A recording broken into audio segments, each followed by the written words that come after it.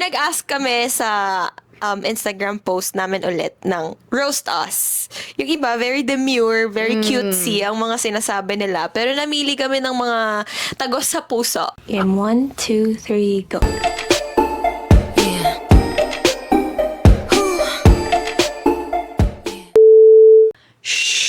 It's Suspicious Minute. Hey guys! Welcome to the second episode of our segment. Yes, na Suspicious Minute. Yes. At today, we have our not very special guest.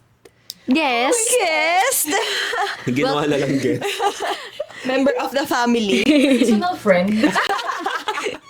Seasonal friend pala. Seasonal host. At Guys, Curtis. if you haven't watched our latest episode, please do watch. Yeah. Yes. So, ang ginawa namin last time is Would You Rather. So, Yes. for today naman guys, nag-post ulit kami sa IG, pero different take naman to. Oo.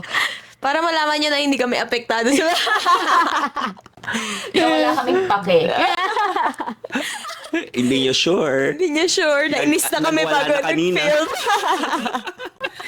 Tantrums na ako. Kaya nag-ask kami sa Instagram post namin ulit ng Roast Us. Yung iba, very demure, very cutesy ang mga sinasabi nila. Pero namili kami ng mga tagos sa puso na mga, Tagos? na mga statement. And ano ulit to guys? Anonymous. So, don't you worry, child. Hindi namin kayo isa-stalk at i-hate din. Uy. Joke lang. Okay. Game for Are we the ready? first Yeah. For the first year, roast. Sabi niya, mas gusto ko yung dati mong aesthetic, eh. For me kasi guys, parang at that time, syempre student pa ako. Yeah. Eh, yung ginagawa ko medyo pang bagets pa talaga.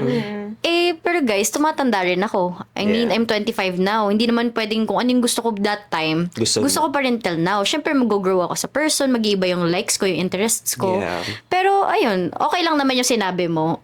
Tatanggapin ko naman yun. Kasi nag-iiba naman talaga yung tao. True. Okay, second roast. Marcus's voice is deeper than the Marianas Trench. Gusto mo yun, be? Guys, actually, nung nakita ko to, nakipag-meeting na ako sa throat doctor. Ipapaiba ko na yung voice ko. Ipapalighten ko na siya talaga. Boses kiki mo na. Dito, sis. Oo. Ma'am, pang bibe na yung... Gusto ko kaboses ko na po si Mickey Mouse pagtapos. si Mickey Mouse o si Dr. Quack Quack? Okay, next. Nadia doesn't fit in your group, TBH. She's just not that girl. I'm sorry. I'm sorry din. Hindi ako that girl for you. Pero wala na sila magagawa dahil kasama na ako sa group. Okay. Next is... Grabe naman to. Alam nyo, anonymous na. Sana sinabi nyo kung sino. Medyo nanguhula pa kami. Curious tuloy ako kung sino to. Ako ba to? Sabi niya, namamaga na mukha ng isa. Sino? Sabihin niyo para maayos naman namin yung Kung i-roast nyo, specify nyo na. Guys, baka yung nakita niyo yung picture, yung hindi pa ako nakakapag-ex yun. Wala pa exilis. Hindi ko pa nagagawa yung treatment ko, guys. Baka nakita niyo ako, hindi pa ako nakapag-wash Sorry naman. Sorry na. Ay, nako. Okay, next. Where is Tiff? Did Marcus scare her away? Guys, sa pagkawala ni Tiff, wala akong kinalaman. Tanungin mo siya. Tanungin siya kung siya nawala. May pagsisi. Ay, bakit ka nga ba kasi nawala? Uy, joke lang. Joke lang for roasting purposes only. I'm so sorry, but Ate A's eyes are always red. Makes her look... Hi, Pwede ko ba sabihin yun? Oo, as fuck Makes all her... the time. Asan na? It makes her Ito, look ang laki high na nung text, hindi as mo fuck mabasa. all the time. Actually, sis, binibigyan Okay. ka namin ng platform Okay, right now please. to explain. Yes, Actually. please. Kasi para mga 10 to. Ah, na ganun. Guys, kahit hindi naman dito, kahit sa Sa comments. ibang social media Yeah, platforms, may ganun yung nagko-comment comments. talaga.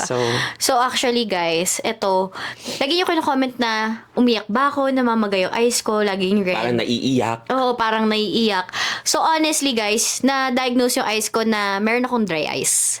Kaya lagi siyang red. So, ayun. Actually, na-treat ko siya recently, pero parang bumabalik siya. So, lagi ako nag-eye drops. Kaya, ayan. Tsaka Laging pansin nyo, ganito yung hindi na eyes siya ko. nagko-contact lenses. Masyado.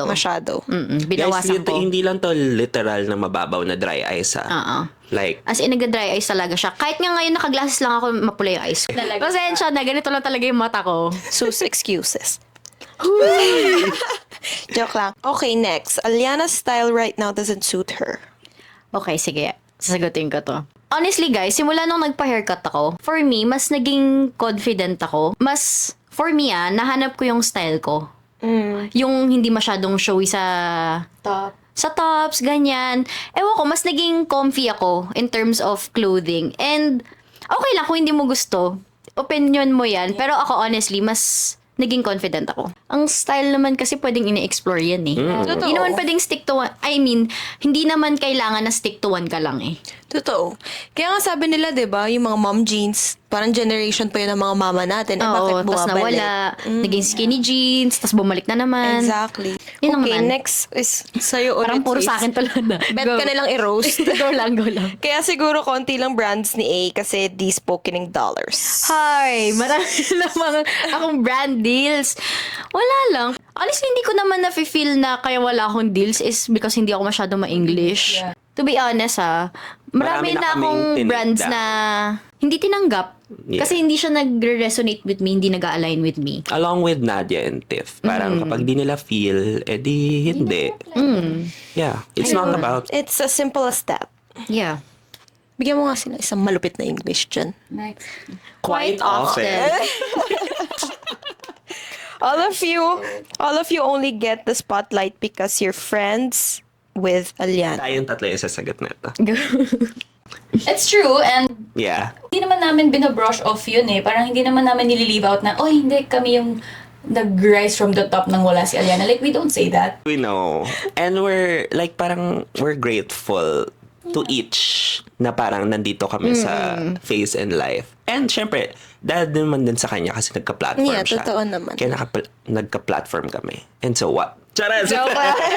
Honestly, parang hindi ko magets yung isusumbat na, nakilala lang kayo dahil sa person eh. Parang, so- hindi ba pwedeng ina-uplift yung mga kasama mo din? Diba? Exactly. At saka yun lang din yung pwede namin i-share about sa group namin is we don't bring each other down. And So, given the chance na meron kang matutulungan, why not? yeah, exactly.